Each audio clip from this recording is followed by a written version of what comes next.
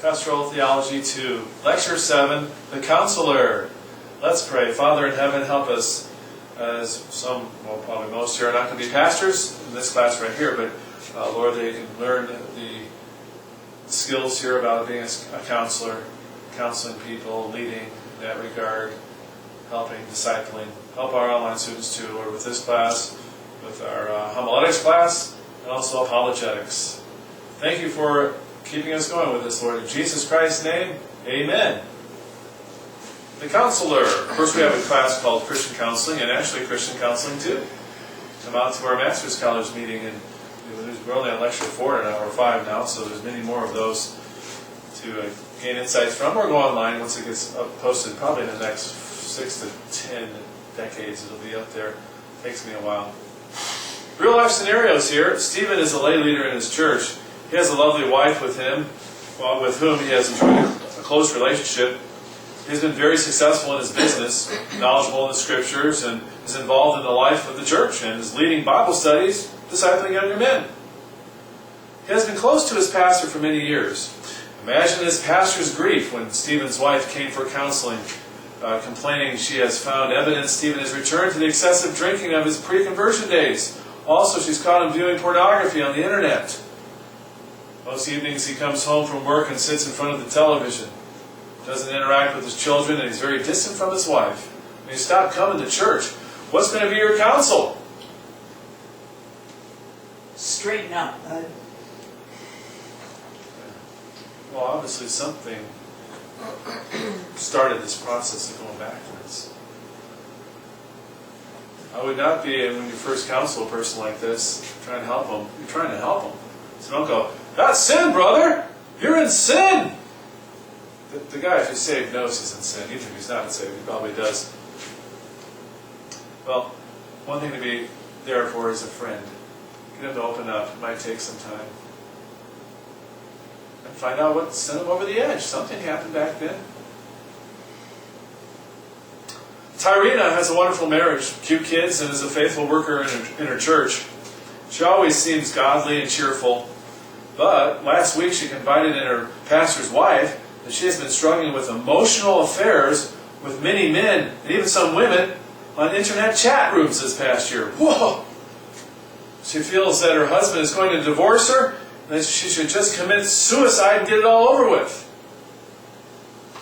What are you going to do, mature Christian lady?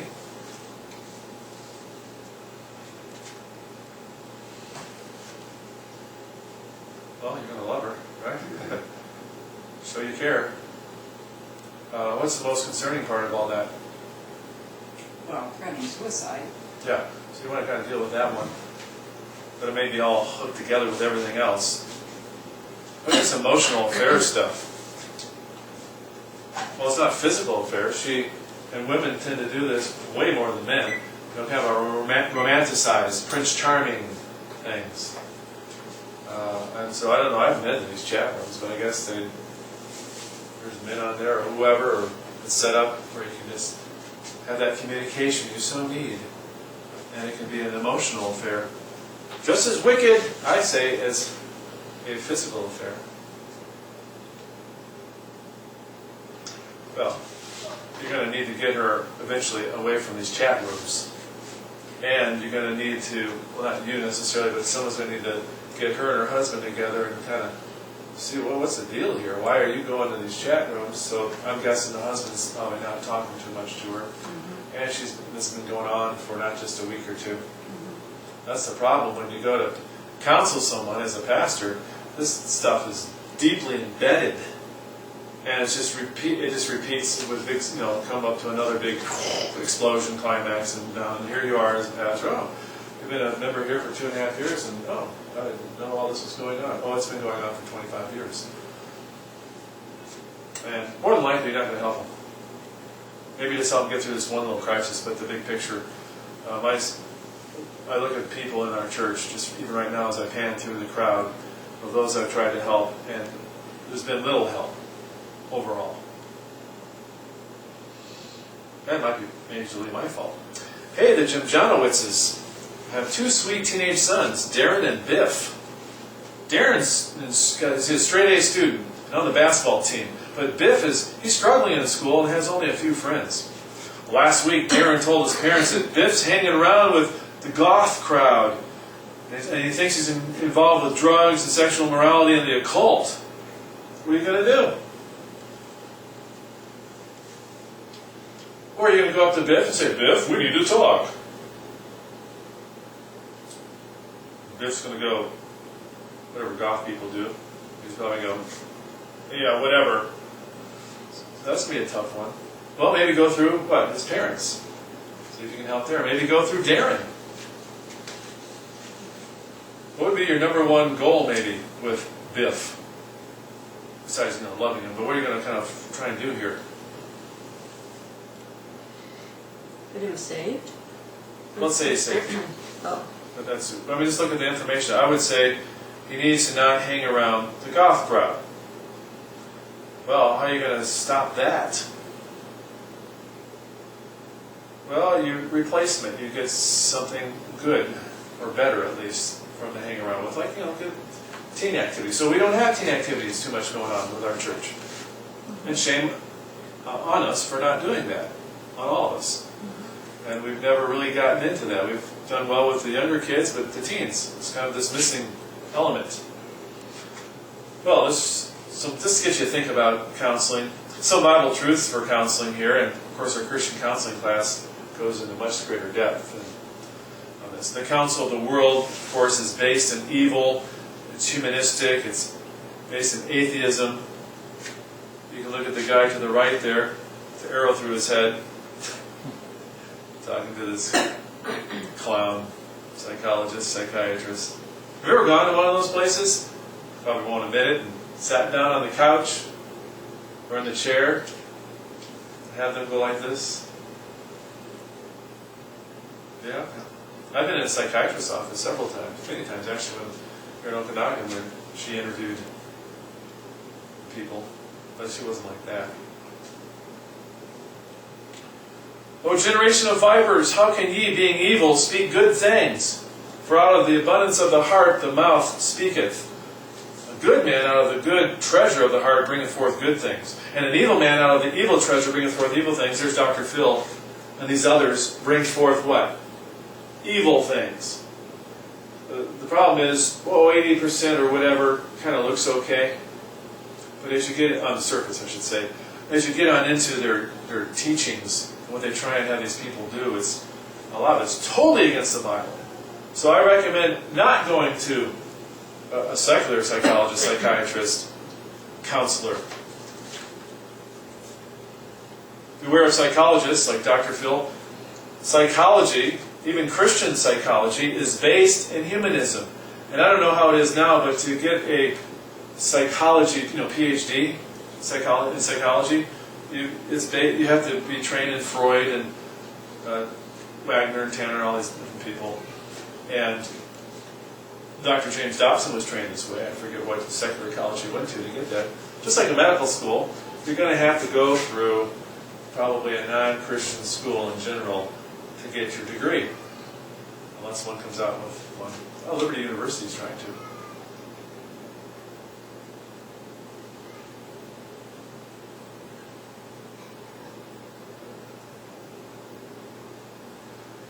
Okay, someone want to read Colossians 2? I'm just making sure you guys are with me. Colossians 2, verse 8. Beware lest any man spoil you through philosophy and vain deceit, after the tradition of men, after the rudiments of the world, and not after Christ. Yeah, that's what they do. I think we've all been spoiled. I remember back, I don't remember it, my mom told me that she read a book called by Dr. Spock. I forget what the name of it was, but it was this all-time bestseller, Dr. Spock, back in the 60s. How to raise your kids so you don't spank, you give them what they want, feed them sugar, I don't know, all the things. And so that's what she did with me. Well, she spanked me though. Even though she was against it because Dr. Spock said not to, I made her spank me. It's by my actions. 2 Timothy, someone read that? For the time will come when they will not endure sound doctrine, but after their own lust shall they heap to themselves teachers having itchy ears. And they shall turn away their ears from the truth, and shall be turned unto fables. So there's an interest in what psychology or what's her name? Oprah Winfrey says, or the tabloids say, even from Christians, even independent Baptist types. They're curious. God's ways are not our ways. We are not going to automatically think God's way just because we're a Christian. For my thoughts are not your thoughts, neither are your ways my ways, saith the Lord. For as the heavens are higher than the earth, so are my ways higher than your ways, my thoughts and your thoughts. So we have to be careful as Christians, and even myself as a counselor. Am I really thinking God's way? This is the way I think you ought to do it, sister. Okay, that's nice. But what does God want? So you're going to have to spend some time praying, really challenging your thoughts, and asking God to show you where you're wrong. It's not in your notes, so you can look up if you want, unless you're just tired. And then also, get in the Bible, whatever topic it is, and research the thing. Now sometimes you're helping someone just on the fly. They're here at church services, and you just kind of help them. You don't say, well, we'll have a meeting in 2 weeks once I've researched this properly. You just have to help them. So you need, of course, God's help. But be careful about, just because you're a Christian, don't think you automatically have the right things to say to someone. Now we go on to Moses' predicament here. We know about it. Someone read a sentence, and I'll read a sentence. And it came to pass on the morrow that Moses sat to judge the people. And the people stood by Moses from the morning until the evening. And when Moses' father-in-law saw all that he did to the people, he said, "What is this thing that thou doest to the people? The thing that thou doest is not good." Thou wilt surely wear away, both thou and this people that is with thee.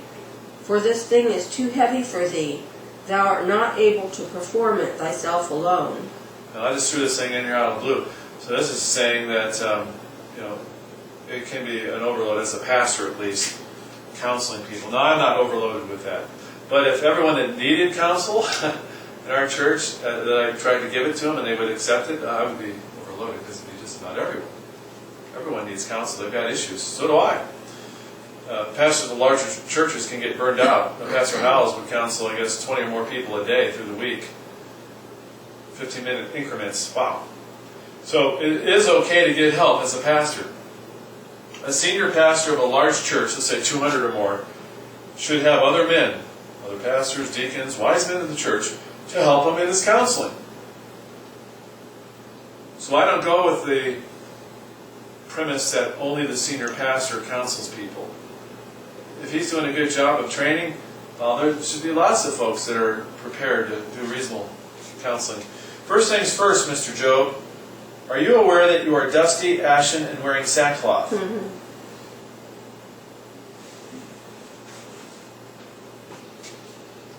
Yes. Not too helpful, maybe. And it can be wise for the person to get counsel from more than just their pastor. Now, someone goes, no. Well, though the pastor should help guide them in getting any other counsels. Because what does the verse say? Someone read it? For by wise counsel thou shalt make thy war, and in multitude of counselors there is safety. So I don't think it's a horrible thing, especially a complex issue, to seek out more advice. But under your pastor's kind of cognizance, keep him in the loop. Especially if he's kind of guiding you and trying to help you. And I'm sure most people do seek out other sources, they just don't tell the pastor. They talk to a friend, they look things up online, they read a book. But I would let the pastor know so he can kind of put it all together. Just think if I'm trying to help someone, they're talking to their neighbor who's lost and I don't know that, or they watch Oprah Winfrey or Dr. Phil, and that's where they get all their information from. Now we go on into the pastor as a counselor here. The pastor is poimen, means shepherd, a presbyteros, elder, and an episkopos, overseer.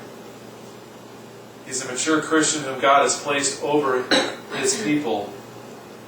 His appointment and ordination is a recognition of the divine call upon his life. He's responsible for, of course, evangelizing, leading by example, teaching, admonishing, rebuking, warning, training, edifying, restoring. His primary ministry is the preaching and teaching of the Word of God. But in the midst of all this is the very important ministry of counseling. But counseling, I think, is a part of the ministry of the Word. But counseling. Do you think it's right? I'll throw this in here to get you breathing.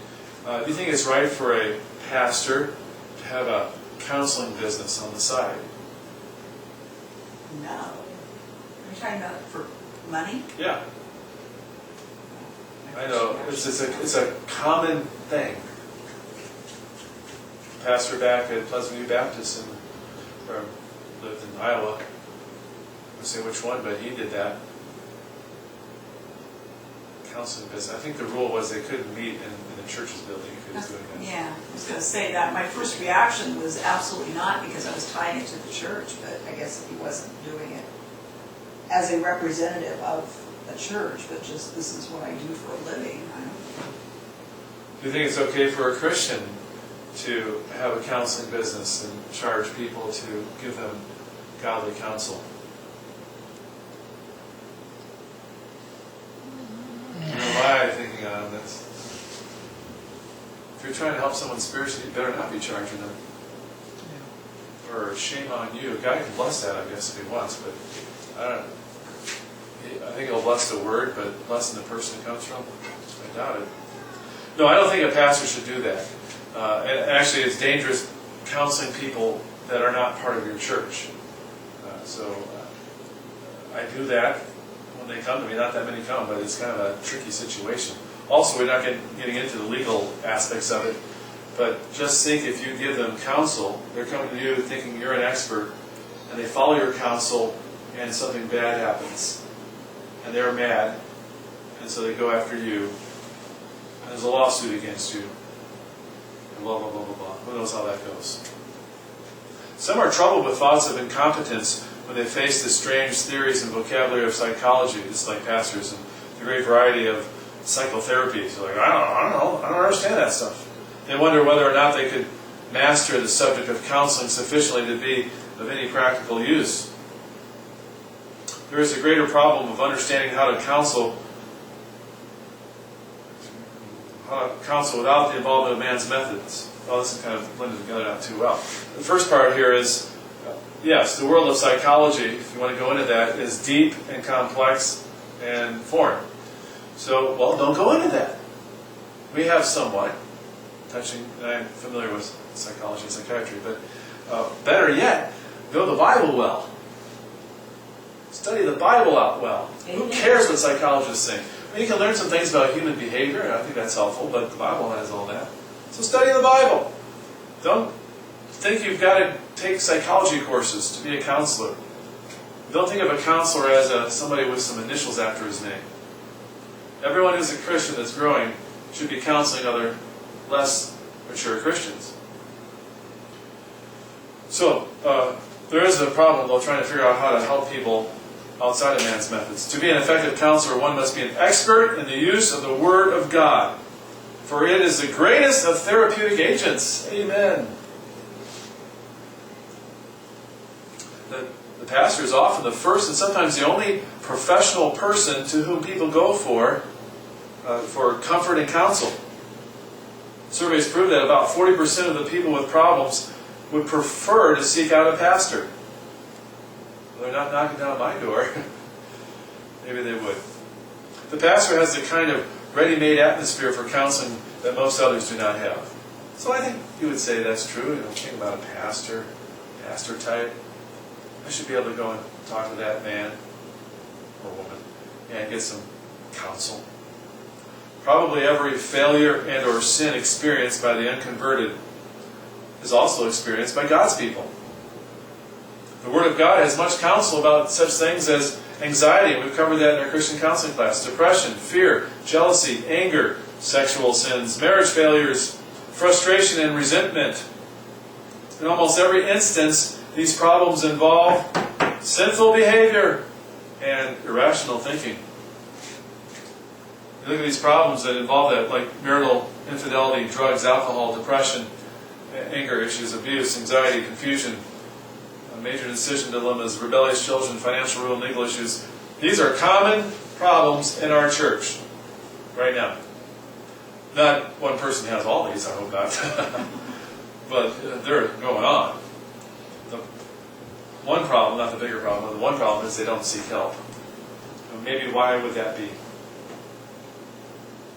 Why would they go to their pastor for help when they're having marital problems? Pride. Okay? So it's embarrassing.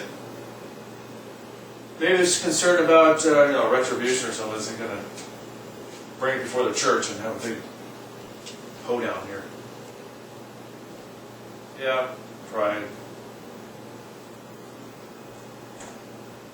Wish people would come to me. It'd be a help. I don't spread it around. I only tell 10, 15 members, not everyone. I don't tell everyone. Very funny. Just those that will listen to me on the phone. No, I don't tell anyone unless there's someone that's got to know. In the military we call it the need to know. So if you confide something in me, I will only tell people that need to know. Like maybe my wife needs to know, or the person that you were saying is doing these bad things. Well, they might have a need to know that. Some key points in counseling. Online students, you awake? Wave to me if you are. Okay. Well, people need hope. Hope! The counselee often feels that all hope is gone, or there's little hope. Life is meaningless when there is no hope. When meaning and purpose in life go, so does the desire to live. Now, some people are not suicidal, but they don't have a desire to live. It's just they just exist. I have often found that if I instilled hope, the counselees would begin to listen, and then be desirous to find biblical answers to their problems. Hope to the troubled person is like a life raft to the drowning person. Give them some hope. Don't say, yeah, your situation is really bad. Wow. Man, I hate to be you. Yikes. Look at this guy walking out in the desert. I'm feeling like, whoa, I'm lost. After listening carefully and sympathetically to the counselee's problems, again, if you do Christian counseling, you got to listen. You're there to listen at first. Probably that first session is mostly listening. So after that, a biblical counselor endeavors to give hope that there's an answer to the problem. So you got to give them some hope. Don't go, wow, I don't know what to say. I'll be praying for you. Don't. You got to go further than that. You got to give them some hope, because they may never come back to you if you don't offer them something. You got to then endeavors to give instructions on how to attack the problem biblically. Now that may take another session or two before you can figure all that out. Endeavors to give assurance that the biblical truths will be effective if applied diligently. So you say, this is a success formula for you. This will work. And give motivation for the counselee to have courage and faithfulness to do diligently those things that will please God. So there's hope. Here's the biblical answer. And it will work. So come on, man. Come on, sister. Do it. And then, well, it's up to them. But don't. Make sure your exhorting is a helpful exhort. Not causing them to feel defeated. And baby steps. Yeah, sometimes baby steps. But some things are pretty bad and you've got to get going now.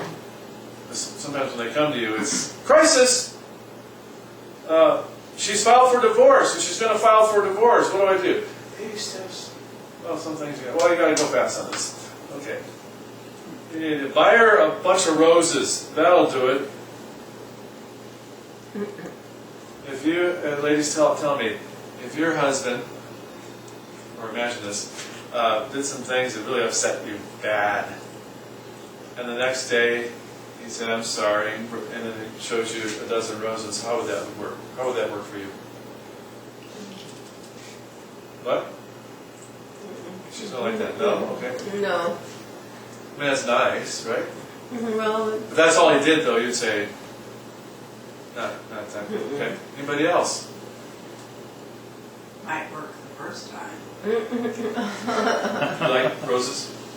not necessarily, Oh, okay. no, not particularly. My wife would be Laffy Taffy, great Laffy Taffy. If I brought her a truckload of that, I think I'd get out about anything.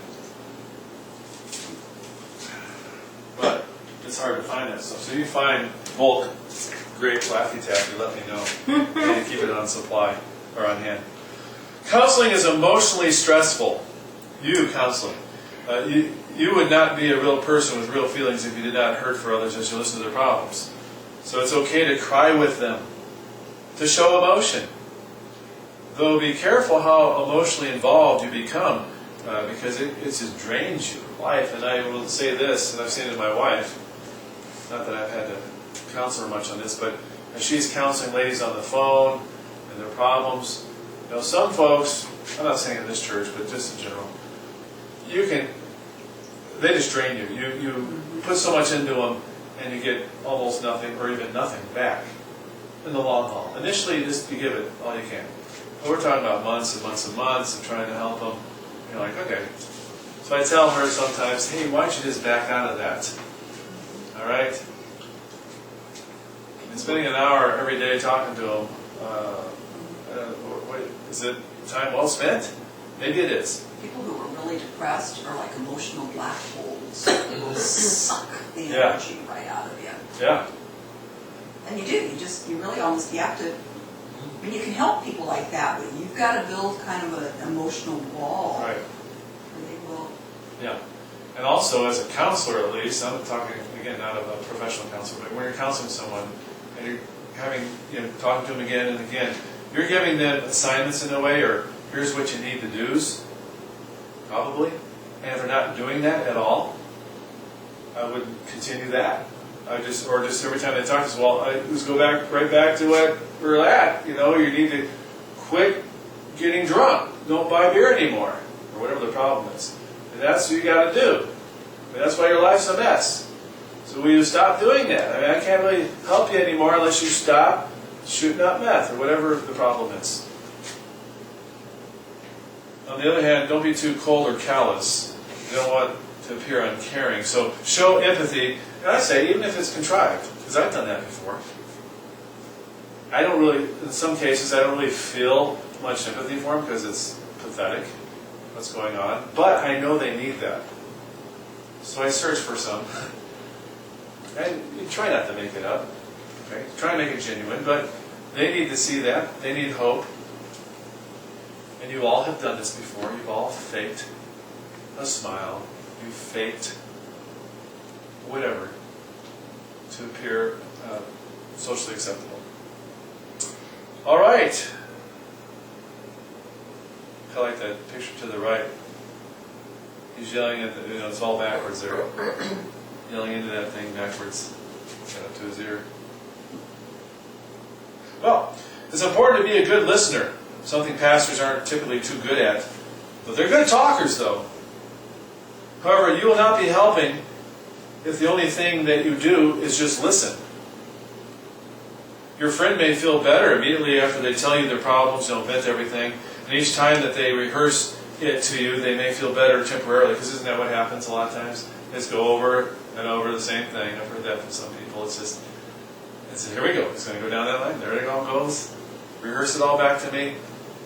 All their faults, sure. However, each time they repeat their problems and do not find a solution, their problems seem larger. There it is. It's still there. It's bigger. And answers seem less and less possible. So you can actually lead a person to despair by being like too good of a listener and not provide a solution to their problems. They want someone to just hear them out or to vent to, and have them go to their best friend and yak on their cell phone for 2 or 3 hours like ladies or even men, I guess, can do. You're there to give them answers, direction, and scriptural help. Also, a little side note here. I don't think you need to talk to someone for 3.5 hours to do that. Yes, they may need to vent, that initial venting, but this is what I've noticed with me. I've tried to do this. When we meet again or talk again on the phone, whatever it is, as we're starting to move along, I try to take more control of things, not them.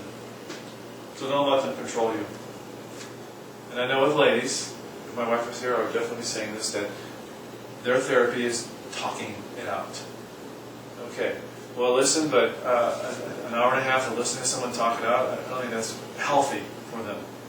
Because a lot of what they're saying maybe is just sinful and prideful or selfish. So you need to get control of things and start helping them. So they may want to vent for 2 or 3 minutes and yak, okay, well, here they go again. All right, but then kind of move on in and say, okay, well, I understand all that, but let's look for a solution here, sister. And just kind of guide the thing so it's productive. And with men too. Men don't want to talk much, I guarantee you. On the phone with them, unless you're talking about tools or hunting, if they got a problem, it's just not much talking going on. Isn't that strange? Any of you ever been married before? A man? I think you know what I mean. The difficult portion of counseling is convincing the counselee that what the Bible states will indeed work in their specific situation. I don't know why that would be hard, but they need to know it. They may believe the Bible, but do they believe it for every situation that may occur in their life? And so they maybe lack faith. And this is so true. Also, the counselee tend to want the easy fix to their situation. This is a problem. You got the Bible answer, but it typically is not easy because you got to totally flip your life around.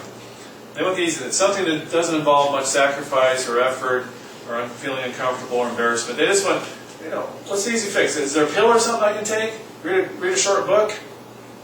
The problem that the counselee is facing is usually rooted in a sin, and it's no brainer. That sin needs to be repented of. This is typically not easy for we humans and Christians to do. One more paragraph, I'll take a break. And then we'll have 20 helpful counseling guidelines. Easy, 20 ways to help people. It is very, even frustrating, it is very, how about this? It is very frustrating to see counselees refuse to follow your godly, Bible-based counsel and instead return back to their own wisdom, the world's wisdom, and then it ends in disaster. One might say, why even come to me for counsel if you're not planning on wholeheartedly following it? Now, this is very true that I've seen, is when they come to me, or they come to you, they're sometimes at the end of their rope. I shouldn't say it that way. They've been thinking about this a lot. And they're coming to you, I shouldn't say at the end of the rope, that's a different situation. I hope they do when that occurs. But they'll already have their minds made up on what they're going to do, their plan. And they're going to you, pastor, or a mature Christian, just to get a pat on the back and say, that's right, that's a good idea. Affirmation. Backing them up on their plans. What should you do if they keep coming back to you for help? Well, that's a different one. Okay, so what do you think about that? They come to you and you give them the information, but it's not what they want to hear. Almost every time that's the case when I counsel someone. So they call me on the phone. So what do I do? Almost every time it's not what they wanted to hear. Yeah. Those people I can't help. If someone's totally open, it's like, just point me the right direction, I'll follow it. Okay. What should you do if they keep coming back for help and never follow any of it? I go about three times. 3 times. Now if they're lost, I'll keep on pushing on with them. I have this one family. We're on number 10 or whatever counseling session we're at. Not really moving too far at all. But I think they're both lost. I have opportunities to tell them about the gospel, and it's not taking that up any more than 45, 50 minutes of my time each week, or every other week, so it's okay, I think. But what do you think about someone who's long-suffering and is going to, like a Christian, is going to keep helping them no matter what? Is that okay? How much help are you being? I don't know, you make up your own scenario. Well, if you're not getting anywhere, you're not doing anything, then you're obviously not being any help. And so stop it. Say no more counseling if you're not being helped. I think that's fine. Well, I mean, you want to, I'm assuming that you really kind of want to establish goals. I mean, what's the goal? What is your goal? What is your picture of this being okay? And if you're not moving towards that, then... I've seen this with, I'm using my wife as an example because that's what I see a lot of. Ladies will talk to her on the phone, not saying it's you, just in general, needing help, needing advice, or just to talk. But this goes on and on and on. And over the years, I look at that lady, whoever it is, and see if she's, and I hear what my wife's saying to her somewhat. And is that person following any of it? No. So advice could be, hey, don't help her anymore, or just say, hey, you're not following my advice, so why should we talk? Why should I spend an hour and a half talking to you? But the other end of the coin, or other side of the coin, would be, maybe you are helping. Maybe there's going to be a breakthrough soon. Maybe you're just keeping her from slipping back into where she doesn't go to church anymore, gets mad and offended from everyone. She's going to move away soon. It's hard to know. Let's take a break and we'll figure it all out.